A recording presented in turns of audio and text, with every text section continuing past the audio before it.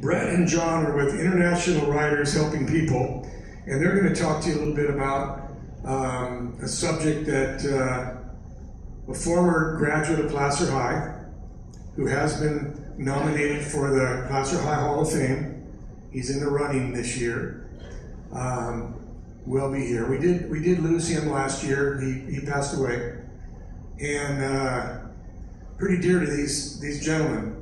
But they still want to keep the legacy of what he accomplished and what they were about. And so, without any further ado, here's Brett and John. Let's have fun. Thank you.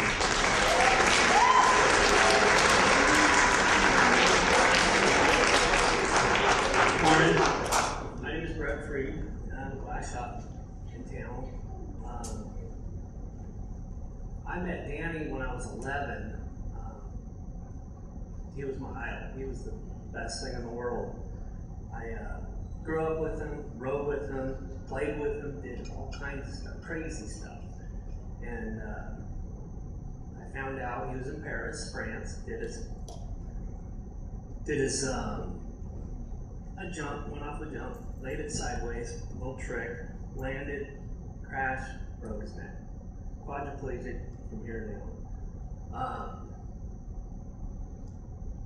He was 25 years old, and I would have been 15. I thought he was old. I thought he was an old guy. But now that I'm older, he was a kid. He was just, 7 years out of high school? So, it's the choices that you make. I'm really nervous right now. You guys can't tell. But, so basically what it is, what we're trying to do with International Writers Helping People is make you guys aware that, accidents happen, even when you're wearing the right equipment, helmets, boots, jerseys, everything you can, it can still hurt you. So, if it's one of those things where it's not cool to wear a helmet, there's a lot of cool things that you can look, kids wear all kinds of cool jackets and shirts and hats, and, we all do. We all do that kind of stuff. But, helmet's the most important. Safety equipment's really important. The other thing I wanted to say is, when I did live with Danny after he was paralyzed, he knew a lot of ex-racers or racers at the time, and he introduced me to them. And one of them was John Cook, that he was world champion speedway racer, flat track. And he did motocross and stuff like that. And he wants to be here to help talk about with you and the stuff he used to go out and be crazy and big jumps and go fast. That's what they all wanted to do, is just go fast and win the race. So here's John. He can Brett. Thank you very much. I know Brett and I are pretty nervous here speaking in front of all you young people, and I'd like to congratulate you from getting out of high school. I know it was one thing I achieved. And back to Danny Pat, he was a good friend of ours. He broke his neck. He didn't have these things back in the day when this incident did happen. I was fortunate enough to be able to travel to England when I was 19 years old, make a living racing motorcycles up until 2002. I retired. I lived in Sweden. I lived in England. I've raced numerous places: Australia, New Zealand, Italy, Norway, Sweden, Finland, blah, blah, blah. Anyway, to the point we're at today is we're going to try to do the time we have with you to emphasize on how important some of these safety products are, not only in motorcycle racing, watercrafting, swimming. I actually had an accident. Brett's got this thing here for you to hold up for me. This was a piece of body armor that I had acquired in Europe when we were racing speedway with the motocross equipment stuff. Like I was doing a celebrity race up in Washougal, Washington 5 years ago, motocrossing and racing with Sean Palmer and some of those kind of people. Just having a good old time, enjoying myself. And next thing you know, I had a little whiskey throttle and got off the track, and lo and behold, I flew off the bike and landed on my feet pretty much perfectly, completely compressed my 10th vertebrae, couldn't feel my legs. traveled all over Europe, like I said, rode in Czechoslovakia, Poland when it was communist, and we looked over at the ambulances, it looked like a veterinarian, you know, man, are they gonna take us to the hospital in that thing if we get hurt? Oh, nice. So like I say, what we're kind of emphasizing is how important it is. I had that on, when I compressed, I flew off the bike, landed perfectly on my feet, it blew my 10th vertebrae up. I went down, couldn't feel my leg, low and low, I had titanium rods put in my back, and somebody upstairs is looking at me, and those have been taken out, and I'm pretty much, you know, I can run with any of you guys out here. I've been on a mountain bike, bicycle, jet ski, anything. I'm back in health, just with the fact that I had enough sense to wear these things. Some of my not specialties, skateboarding. I used to skateboard when I was a kid, really loved it, still can do a few things, can't do the flip kicks and stuff like that, but I go to the skateboard parks now, and I see these guys, great boarders, good athletes, they don't wear a helmet. It says right there on the sign, require a helmet. Why don't you wear one, man? It's silly, because you've only got one melon, keep care of it. Same thing with knee braces, just typical things that, you know, I'll let Brett take over here again, because we're a little nervous doing this. And like I said, if there's any questions, we'll have in a little bit. We're going to be hosting this year Hangtown, the national motocross event, on behalf of Danny Chandler, International Riders Helping People. We're going to host the disabled, wheelchair people, and handicapped people this year at the event. So we're going to have a little sign-up sheet. We're going to probably be able to take a dozen, same as the militaries are doing, for any volunteers who'd like to come out and give us a hand with some of the disabled people at the national motocross event. So thank you for having us again. I'll let Brett take over here a little bit. We'll kind of take turns here, and we'll have some questions on some of this stuff. So Brett, you're back on. Thank you. I actually had a question asked me the other day actually my son asked me, he says, Dad, what's the biggest distraction you have when you're on a racetrack? And I got thinking about it, and thinking either, you know, you got the fans yelling at you, and you got big jumps, and I don't know, I started thinking it's probably a lot of it has to do with fatigue. You know, your body gets, you know, I think when you get out on a track, if you're not totally focused, something's going to happen.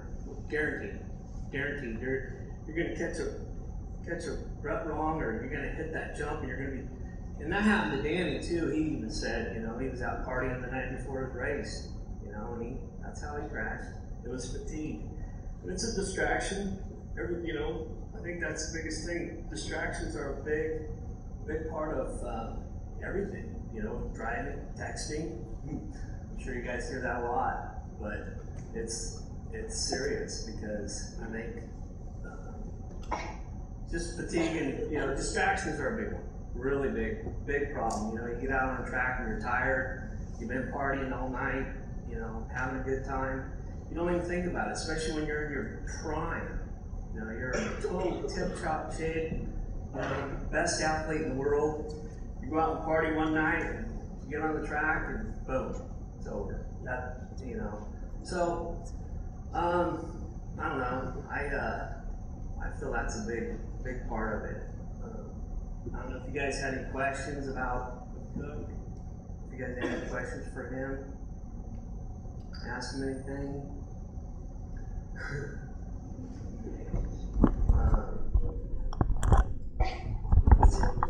Sure, go for it. Yeah, what Brett was kind of emphasizing there on, you know, decisions on the racing track and stuff, it has to do with life in general as well. You know, the avenue you decide to take in life, it may be the right, it may be the wrong one. If your heart desires it to go party with your buddies, you know, hey, it happens, but then you got to think of the reaction of your action. If you're going to go party, you're going to hide from your parents, you're going to hide from your pals. That's not cool. Same thing with texting. I'm a huge Formula One fan. Since I lived in Europe, I follow that lifestyle religion. Right now, they've gotten all these buttons on their wheels now. Even the top best drivers in the world that gets paid $20 million a year has a problem driving a car with buttons on it. So, you know, what Brett's emphasizing there with texting, you know, Jonathan called me from the school yesterday, said he had jury duty. Hold on, bro, I'm driving. I took 2 seconds to pull off the road and talk to him. I wasn't driving down the road watching my mirrors for cops and stuff. So like what Brett's saying here on emphasizing on just, you know, texting, decisions in life. You guys are in the prime of your life right now. You guys are the prime of your life.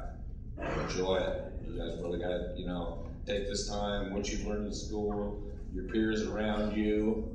You know, work ethic is huge. You know, that's the only reason I got where I got to go. I chased my dream going to LA, working in the oil fields, getting able to race in Southern California. I got looked at as a scout going to Europe, 20 years old. Got to, you know, earn a living over there racing a motorcycle. Wow, you know, that was pretty impressive for me. So the main thing we can do here today is emphasize about sports equipment, what we can do, a little bit about the things we're speaking right now. You know, I'm really proud of you guys for, you know, graduating. That's just super. Some people don't get to do that.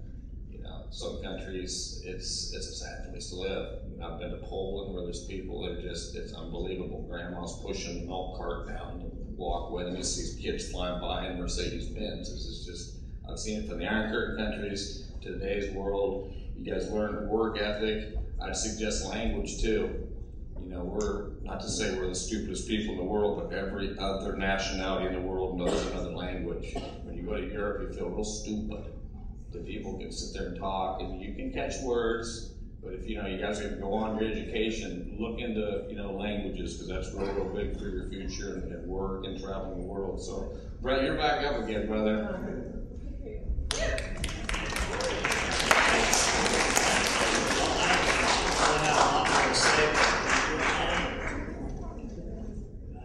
Gary's been a real help with us, and you know, helping us get in here and talking to you kids about this. Hangtown's coming up on the 21st, which is the weekend after Mother's Day. So, yeah.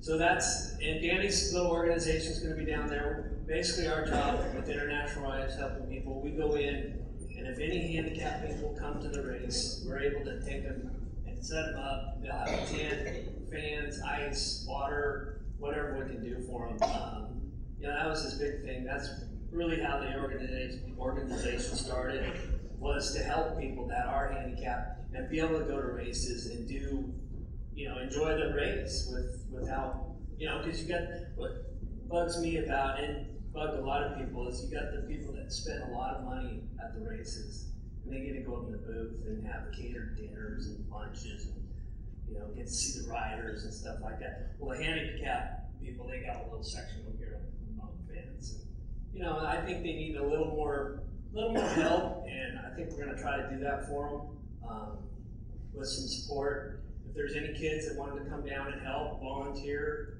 you got a free ticket to Hangtown. You know, we take a couple kids and they can come down. We got shirts for them. If you guys want to do something like that, we'd be glad to help you. It's a fun time. So, thank you.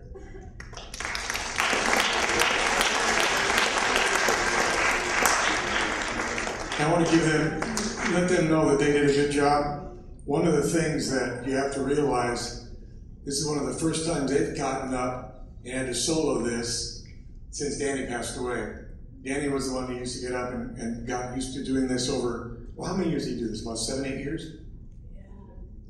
Something like that. So he's been giving quite a few different speeches to people, that kind of thing. I mean, you know, presentations about that. And the key thing, the point I think